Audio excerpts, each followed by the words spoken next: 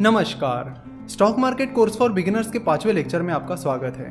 पिछले लेक्चर में हमने देखा था कि जनरल कंसल्टेंसी अच्छा परफॉर्म कर रही थी और अपना एक्सपेंशन करने के लिए वो एक और फंडिंग उठाना चाहती थी। इस बार जनरल कंसल्टेंसी थोड़ी ज़्यादा फंडिंग उठाना चाहती थी, यानी 100 करोड़ के करीब। जैसे कि हमने देखा था कि जनरल कंसल्टेंसी ने अपनी पहली फंडिंग एंजल इन्वेस्टर से उठाई थी, तब उन्होंने 2 करोड़ की फंडिंग उठाई थी और अब कंपनी 100 करोड़ के करीब फंडिंग उठाना चाहती थी।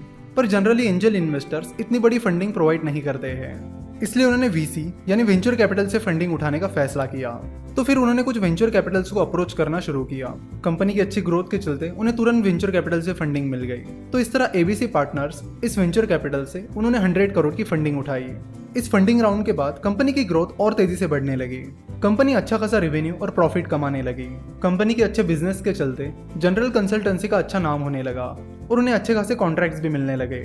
कंपनी की इस ग्रोथ से विवेक और योगेश खुश थे, वो एंजल इन्वेस्टर भी खुश थे और वीसी एबीसी पार्टनर्स भी खुश था। अगले 2-3 सालों तक कंपनी की ऐसी ग्रोथ बरकरार रही।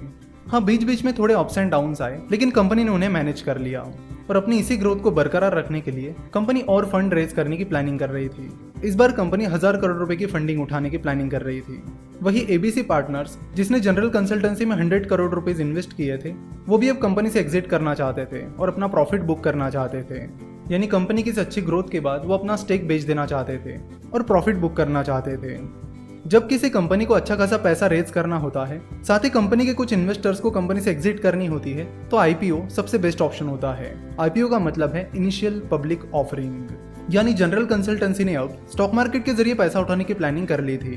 तो आईपीओ को डिटेल में समझने से पहले हम समझते हैं कि एंजल इन्वेस्टिंग, वेंचर कैपिटल और स्टॉक मार्केट के बीच क्या डिफरेंसेस होते हैं। जब कोई कंपनी स्टॉक मार्केट के जरिए पैसा उठा लेती है, उसके बाद कोई भी उन कंपनीज के शेयर्स बड़े आसानी से खरीद सकते हैं और बेच भी सकते हैं। वही अगर आप एंजल इन्वेस्टर हो और किसी स्टार्टअप में इन्वेस्ट करने की प्लानिंग कर रहे हो, तो किसी स्टार्टअप के शेयर्स खरीदना या उन शेयर्स को बेचना आसान नहीं होता है। एंजल इन्वेस्टिंग में या तो कंपनी को एंजल इन्वेस्टर्स को अप्रोच करना होता है या फिर एंजल इन्वेस्टर को कंपनी को अप्रोच करना होता है। और मान लो किसी एंजल इन्वेस्टर ने किसी स्टार्टअप में इन्वेस्टमेंट कर ली है, तो उन शेयर्स को बेचना आसान नहीं होता है।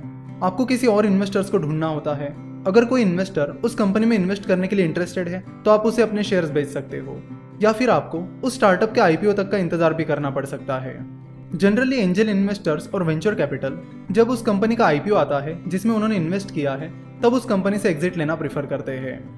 जैसे कि अभी कुछ टाइम पहले हमने देखा कि उबर का आईपीओ आया था, जिसमें उबर के कई सारे इन्वेस्टर्स ने कंपनी से एग्जिट ले ली थी।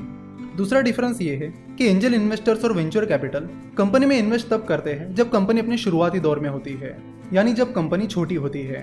तो जब कंपनी छोटी होती है, तब कंपनी के पास ग्रोथ अपॉर्चुनिटीज काफी ज्यादा होती है, ग्रोथ की स्पीड भी ज्यादा होती है, but at the same time company fail होने के चांसेस भी बहुत ज्यादा होते हैं। तो अगर किसी एंजल इन्वेस्टर या वेंचर कैपिटल की इन्वेस्टमेंट सक्सेसफुल हो जाती है, तो वो उन्हें बहुत अच्छे रिटर्न देती है। वही जब कंपनी स्टॉक मार्केट में आ जाती है, तब तक कंपनी एक बड़े लेवल पर पहुंच चुकी होती है, जहां से बहुत ही कम कंपनीज एक्सपोनेंशियल ग्रोथ दिखाती है।